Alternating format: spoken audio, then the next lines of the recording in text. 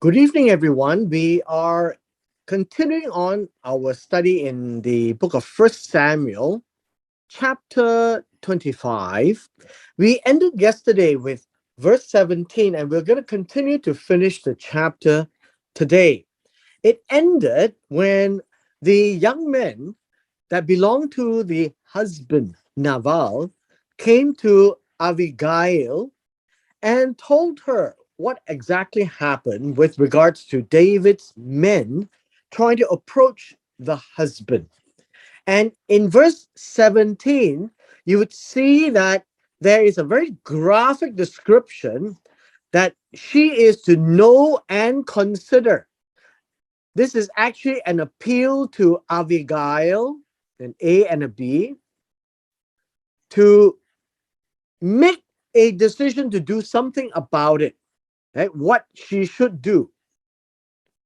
And the reason is that evil is being plotted against our master and against all his household. And he is such a wicked, worthless man that no one can speak to him. So we need to know that this evil is in the eyes of Naval, and that evil is being designed against him and all his household, and that will include the the young men, the workers of Naval, as also Abigail, the wife, because the entire household is now in jeopardy because of what Naval did as an insult and a mockery and mistreating David as if it was mistreating him because the messengers were there in in the in the position of David, in the authority of David, in the name of David. As we continue in chapter 25, verse 18, observe what Abigail hastened to do. She took 200 bread. Now this English word loaves does not exist. It's an English word. But I guess you find that it is very difficult um, for us to refer to bread in the plural. But this really means 200 bread in the Hebrew.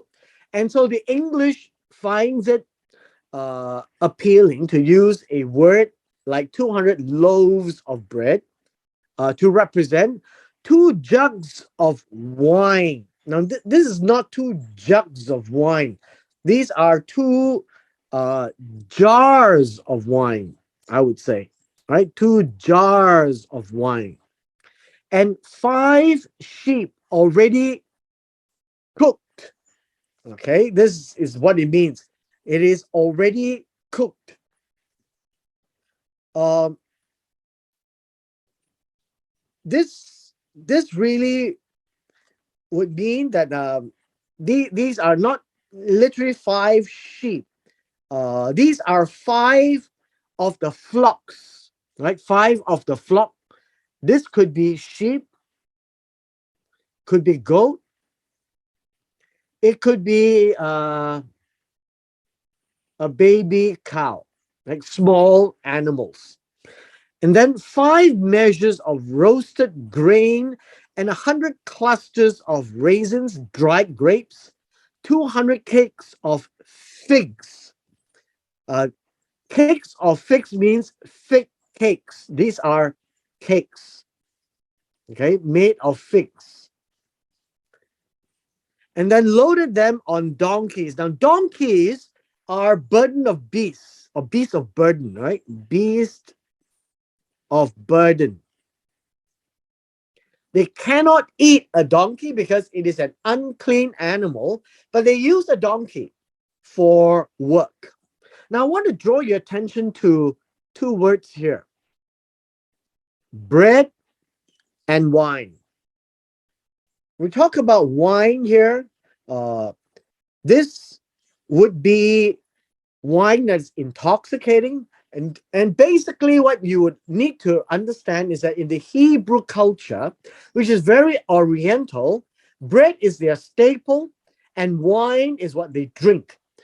They are not into drinking pure water. And this would be a form of a celebration. So there is always bread and wine when we are talking about a fellowship, right?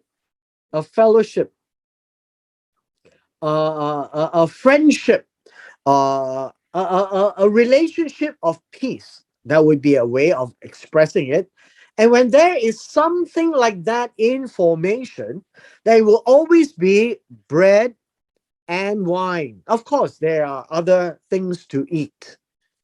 She said to her young men, "Go on before me.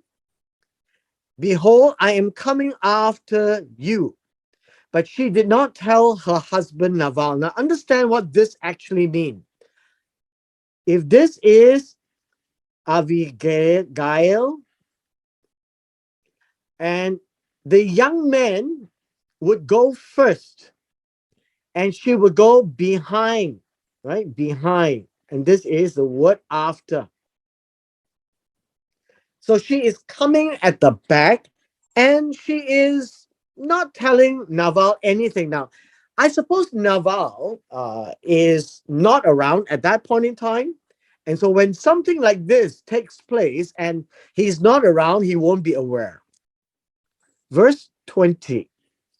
It came about as she was riding her donkey and coming down by the hidden part of the mountain. Now, understand this. The women typically rides donkeys, not the men, like the women. The women folk are considered the weaker of the two.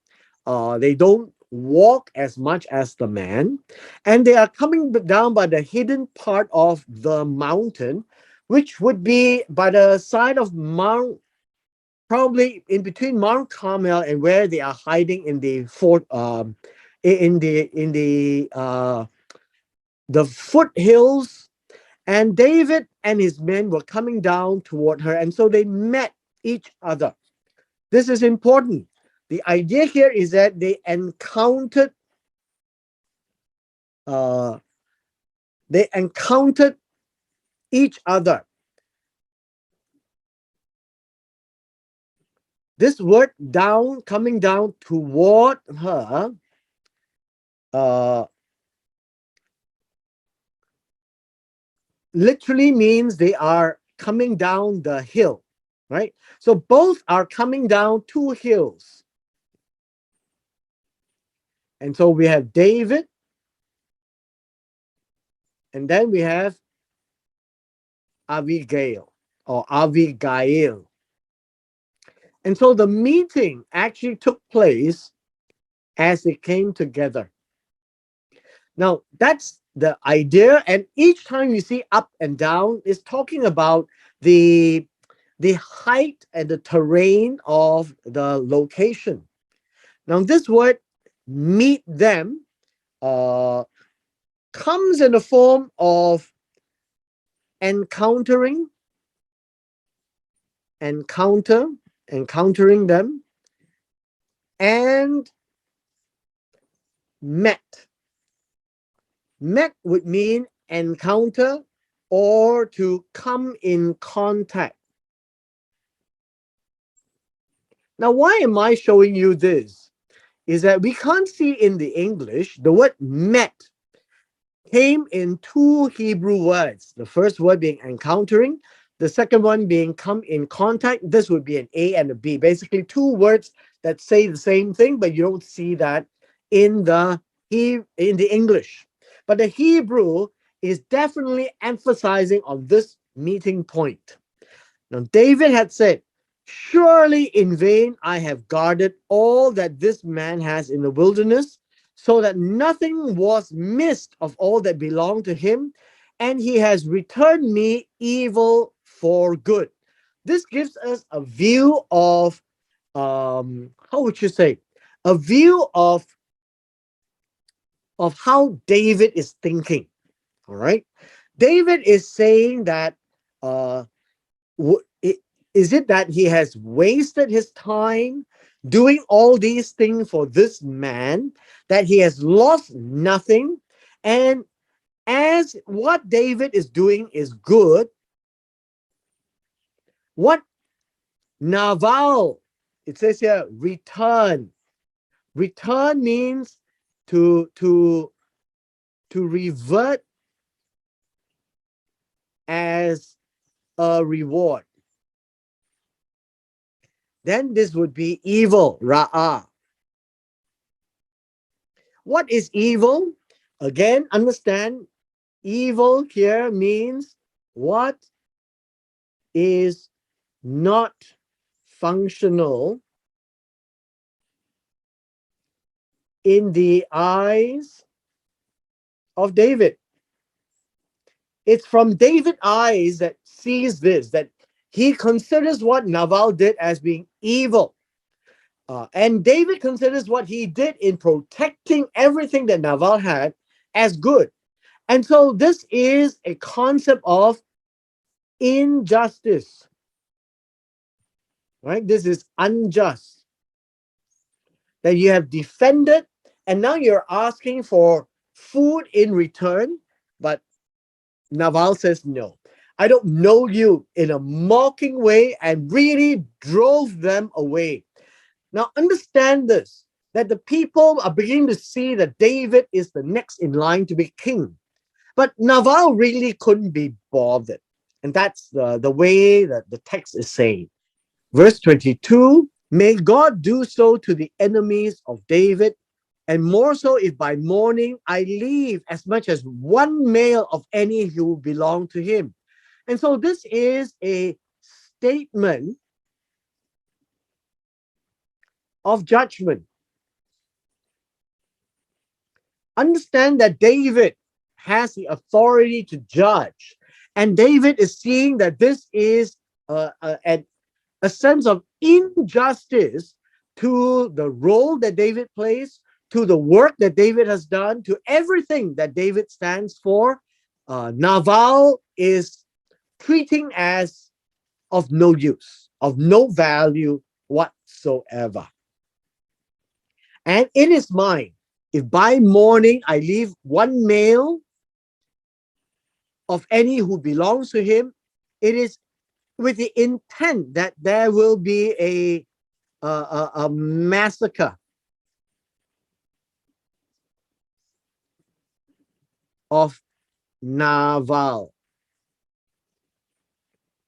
This would be the complete, total eradication of Nabal for whatever he has done. Very extreme, as we can see, but in the eyes of God, this is a just reaction, I suppose, as a judgment passed on Nabal to be cut off from Israel, even though he may be a very, very rich man, but in judgment, he will not be remembered anymore by being massacred, and that there will be no further generations from Nabal. Now, when the two of them met, Abigail saw David. She hurried, dismounted from her donkey. Now, look at this verse here. She fell on her face before David and bowed herself to the ground. This is a very Oriental expression. This word fell on her face before David. So what is fall on her face? The actual word here is fall to the nose. Right? It's fall to the nose upon the face of David. And she bowed down to the land. That is the translation for this. She bowed herself down, but this word fell on her face. Fell on her face literally means fall to the nose upon the face of David. Before David is in front of the face of David that David could see. So it's not by the side, it's not behind David, it's right in front of David. But to fall on her face literally means her nose is touching the ground, the land. And so fall to the nose and bow down to the land basically speaks of the same thing. So we have an A here and we have a B. That is obeisance, where you treat someone who is mightier than you with such respect that you humble yourselves to the ground. Now, this is what she said. She fell at his feet. Now, the idea of she fell at his feet is a sign of pleading. It's a sign of pleading David. And she says this, on me alone, my Lord, to be blamed. And please let your maidservant speak to you and listen to the words of your maidservant. So this is a very humble address. When David spoke to Saul, David addresses himself as Saul's servant. When Abigail speaks to David, Abigail addresses herself as maidservant, a female servant. And so these are very humble expressions. Verse 25, please do not let my Lord pay attention to this worthless man, Nabal, for as his name, so is he. Now, this idea of Nabal comes from a word. So this word Nabal comes from a word to mean foolish, to mean a fool, to mean senseless, right? To also mean wicked, a vile person. And so the wife is now acknowledging the fact that Nabal is so called, his name is who he is. His character is exactly as his name. Nabal is his name and folly is with him. He is a fool. But I, your maidservant, did not see the young man of my Lord whom you sent. It was my husband. Now, therefore, my Lord, as the Lord lives, and this is very important, as the Lord lives, it is a form of an oath. She is swearing that, and as your soul lives, since the Lord has restrained you from shedding blood, the idea of shedding blood, this word shedding blood is to kill.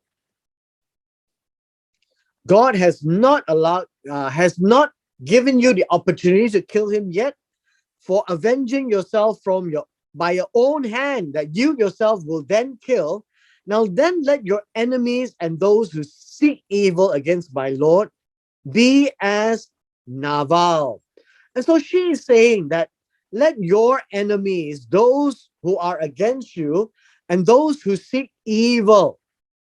Evil, again, this would be what is disagreeable in the eyes of David. That's why it's called evil, right? David doesn't want anyone to chase him down to kill him, but that would be what his enemies do. Now, let all those be as Nabal. May they die, I would say, if you look at it this way, because David was bent on killing him. If that is the case, then let all your enemies and those who seek evil against you be as Nabal. But listen to what she says. Verse 27. Now let this gift which your maiden has brought to my Lord be given to the young man that accompanied my Lord. The gift, right? The gift of bread, wine, meat, grain, all right? These are to feed the 600 people. Please forgive the transgression of your maidservant. What transgression? Well, understand this. She wasn't there because she was invited. She came uninvited. And since she came uninvited, then she considers herself a pesha. This is like a rebellion. Why this idea is a rebellion? Because she was not summoned, but she came anyways. So she asked for forgiveness for intruding. For the Lord will certainly make for my Lord. So God will make for David an enduring house, a house that is firm. That is what it means, right? Aman. This will be a firm house that it will keep going. That's what it means. Why? Because my Lord is fighting the battles of God, and evil will not be found in you all your days. These are very wise words of Abigail. This is to appease, talk logic actually, talk logic into David, appease him that he should think again before he acts. In verse 29, should anyone rise up to pursue you, to seek your life, then the life of my Lord shall be bound in the bundle of the living with the Lord your God. What this means is this. This is an A and a B. They will chase you and they will want your life. That's what it means to seek your life. Rise up to chase you is to look for his life. But the life of David shall abound in the bundle of the living.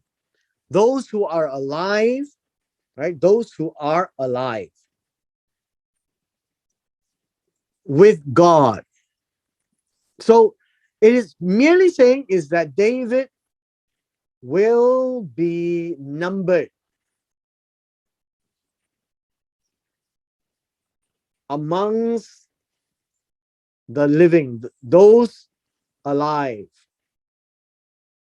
right? Those alive with the Lord. So there is a concept that after this life, there seems to be a continuation of life. And Abigail says that David will continue to be in the bundle of those alive, right? Those alive after this life. But the lives of your enemies, he will sling out from the hollow of a sling. And what this means is that it will be, well, you can say that it will be hurled away. No part, right? No part with God. Verse 30. And when the Lord does for my Lord, always remember who is speaking. This is God speaking to about David. According to all the good that he has spoken concerning you, and appoints you ruler over Israel, which also tells us that Abigail knows of David. Totally the opposite of Nabal, her husband. Verse 31, when you become king, this will not cause grief or a troubled heart to my Lord, both having to shed blood without cause, and by my Lord having avenged himself. When the Lord deals well with my Lord, then remember your maid servant. And so she is here to stop the bloodshed, right? It's to stop the bloodshed. It says here to to having shed blood without cause. The word without cause here, um, let me just put it down here. This word literally means um, undeservedly, in vain, right? In vain. Uh, no advantage. What else? It is for nothing. So once you understand this, then you would see that this word here, that Abigail is trying to explain to David that even he can kill them all, shed blood, and having taken the vengeance himself, this entire episode will be seen as in vain. There is no advantage to David except to let go some steam. The killing of Nabal will bring nothing to David. That's what Abigail is trying to tell David. So don't do that. Stop the bloodshed because it's of no value to you. This is Nabal, good for nothing. And when you kill a good for nothing, the judgment is good for nothing because it doesn't bring any benefit to David. And so Abigail says, when the Lord deals good to David, then please remember me, Abigail. Now, this is something which we should pay attention to. Then David said to Abigail, David is very appreciative. Blessed be the Lord God of Israel. And it seems that David is now ascribing the encounter with Abigail as if it was God who sent you this day to meet me. Now, in the Hebrew terms, these are all ascribed. Did God tell Abigail to go? No. But because this turned out well, David, in fact, praises God and thank God for such an encounter to be advised out of this foolishness that has no benefit to him, that he is thankful to God and he gives the cause of this to God. And he says, blessed be your discernment. What is discernment? Discernment here means judgment. It means judgment. It means your intelligence. David can see that Abigail is really wise. She has discretion, she has intelligence, she makes good judgment. And blessed be you. So blessing her as well, who have kept me this day from killing and from avenging myself by my own hand. Why? Because they are for no good return. That is what David is seeing in the intelligence of Abigail. 34. Nevertheless, as the Lord God of Israel lives, this is another oath. It is swearing by the name of God who has restrained me from harming you. What is this? Who have withheld me. This is the word withheld. Withheld me from harming is doing evil to you. What is that doing evil? This is about wiping out the entire household of Nabal. That unless you had come quickly to meet me, it is such an opportunity. This one is that it is very timely very swiftly that Abigail reacted. If she hadn't been so quick to meet David, surely there would not have been left to Nabal until the morning light as one male, because that was the night judgment was going to be carried out. And so David says this is really timely. And so David received from her hand what she had brought him and said to her, go up to your house. You live in the hills. Go up to your house in shalom. He says, see, I have listened to you and granted your request. This is important. All right. This is an A. This is a B. The idea of listening, listening means to hear her. And then granted your request. Granted your request literally means lifted your face. Yes, the Hebrew is a very strange way of expressing it. I have heard your voice and lifted your face. And so the English is granted your request. Basically, David is saying, I hear what you have said, and whatever you have said, I've taken you to heart everything that you have given to me. Verse 36. Then Abigail, this is a different scenario. She's returned home. She came to Nabal, and look, he was holding a feast in his house, like a feast of a king. He was in merriment. And Nabal's heart was merry within him. Well, this word here, merry, is tov. All right. And heart would be his mind. He was very good. He was thinking that everything is great.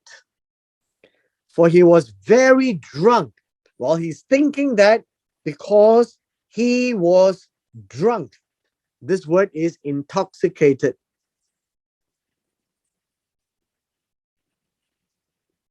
Now, because he was not in the right frame of mind, she did not tell him anything about what she did with David and what David said until Boker, until the morning light, until the day starts to become bright, which means that he would have slept and he would then be refreshed, right? Refreshed.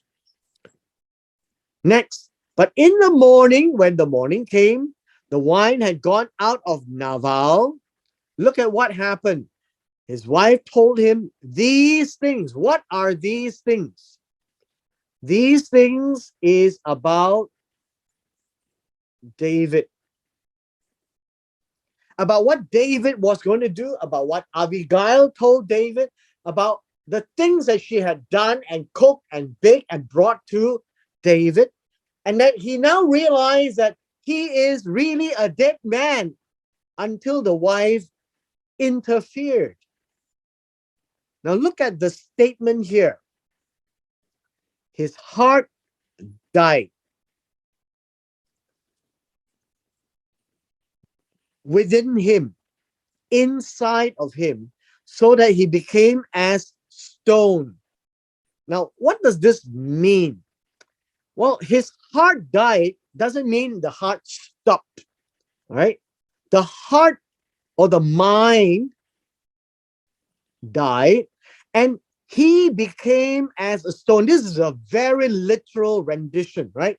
A very literal rendition is that his mind became unresponsive. This is what it means.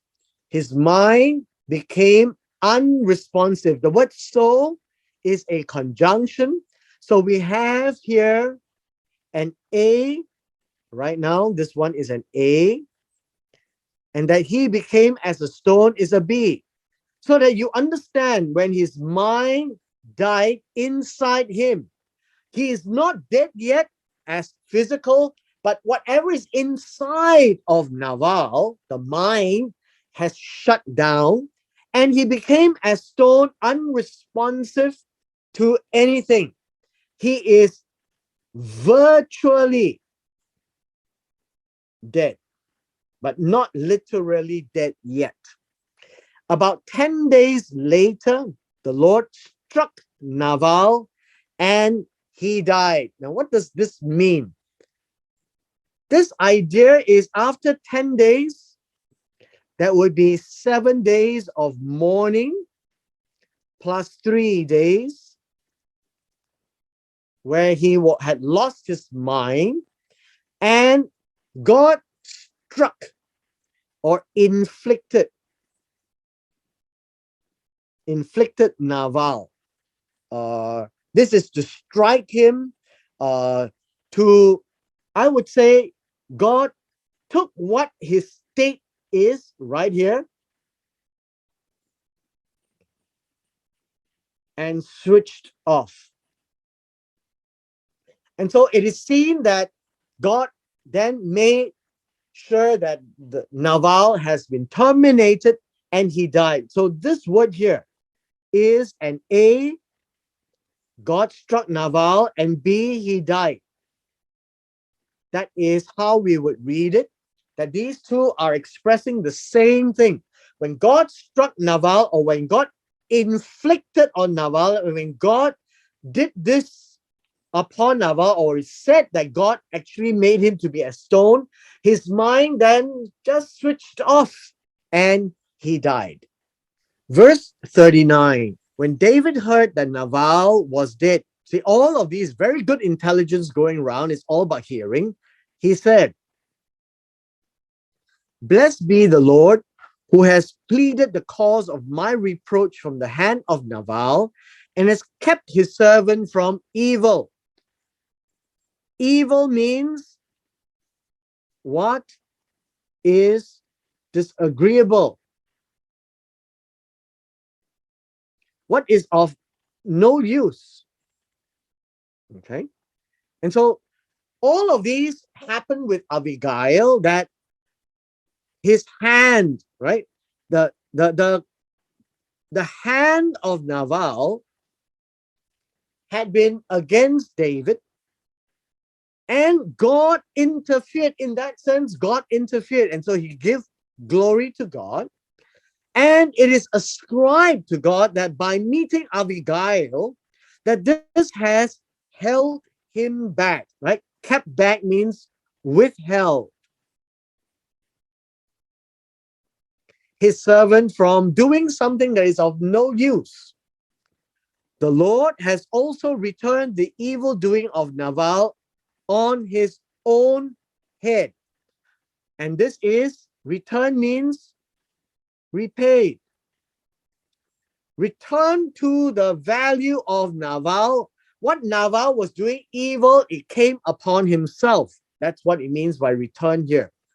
Then David sent a proposal to Abigail. Now, this word proposal is word. Send word to Abigail and to take her as his wife, his woman. And this one, I think we can see that David is very grateful, right? Very grateful.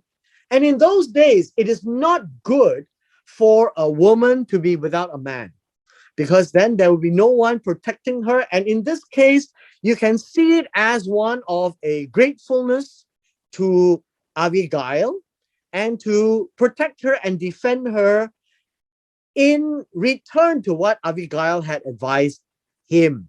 When the servants of David came to Abigail at Carmel, they spoke to her saying, "David has sent us to take you as his wife." And that's basically what the servants came to represent David. And so you look at this word, to take you as uh, to take you as wife. Now, this word, his wife, uh,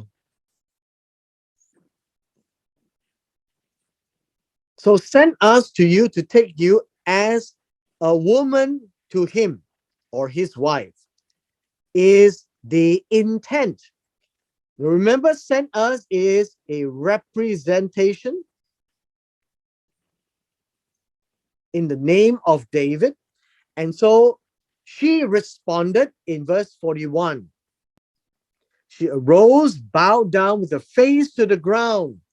Again, it is not her face, this would be her nose. But literally, the nose means the face to the ground as well.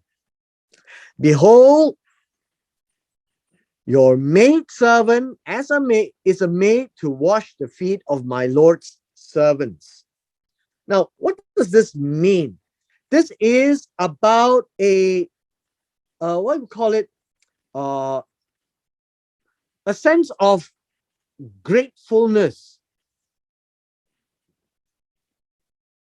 that she will be protected by a man and no other than David.